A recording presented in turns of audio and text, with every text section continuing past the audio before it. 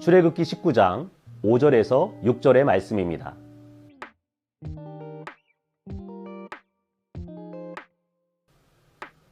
이스라엘은 430년 동안 애굽에서 노예로 살았습니다. 출애굽한 이후에도 40년 동안 광야에서 나그네의 삶을 살아야만 했습니다.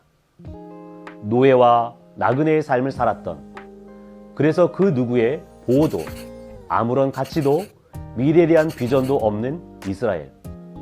하나님은 그런 이스라엘을 하나님의 백성, 소유, 제사장 나라라고 말씀하십니다. 첫째, 하나님의 백성이라 말씀하십니다. 고대 사회에서 전쟁은 국가가 가진 군사력의 싸움이 아니라 국가가 섬기는 신들의 전쟁이었습니다. 신들은 자신을 섬기는 백성들에게 승리를 안겨줄 뿐 아니라 보호해야만 했습니다. 하나님은 가나안 땅을 정복하기 위해 참전하는 이스라엘을 하나님의 백성 삼고 가나안 정복 전쟁에서 지키고 보호하기로 결정하십니다. 둘째, 하나님의 소유라고 말씀하십니다. 소유는 히브리어로 세굴라입니다. 세굴라는 왕관에 박혀있는 보석, 다이아몬드를 의미합니다.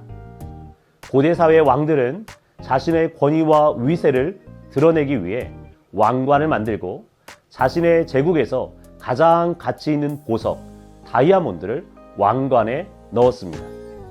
즉 하나님께서 이스라엘을 왕관에 박혀있는 최상급 보석처럼 가장 가치 있는 존재로 여기십니다.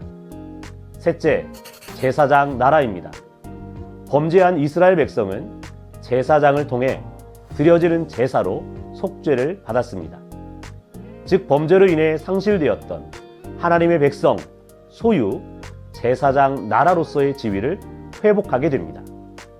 그리고 그들이 하나님의 백성으로 살아야 할 삶의 기준과 가치, 말씀을 가르칩니다.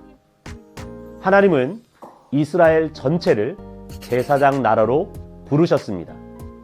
즉 이스라엘이 살아야 할 가나안 땅을 중심으로 열방의 사람들이 하나님의 백성, 소유, 제사장 나라가 되도록 하는 선교의 삶을 살아야 하는 것입니다.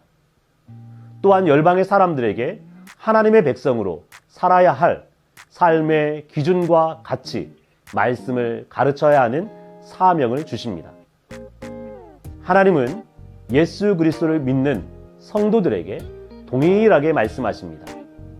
베드로전서 2장 9절에 너희는 택하신 족속이요 왕 같은 제사장들이요 거룩한 나라요 그의 소유가 된 백성이니 하나님께서 세상에 그 무엇보다 가장 가치 있게 여기는 소유로 치열한 세상 속에서 하나님의 보호를 받는 존재로 모든 열방이 하나님의 백성과 소유와 제사장 나라로서의 삶을 살아가게 하는 제사장 나라로서의 역할을 온전히 감당하기를 기대하십니다.